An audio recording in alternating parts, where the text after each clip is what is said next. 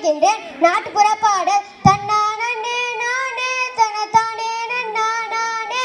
ஒன்னாந்தான் நாளையில் ஒச செவ்வாய்க்கிழமையில் ஓலை கொட்டான் இரண்டெடுத்து ஓடும் பிள்ளை தொண்டலிட்டு தன்னானே நானே தனத்தானே நானே வாங்கி அந்த முத்துக்களை வாளியிலே ஊற வச்சு கம்மந்தட்டை இரண்டெடுத்து கணு கணுவா முறிச்சு வச்சு தன்னானே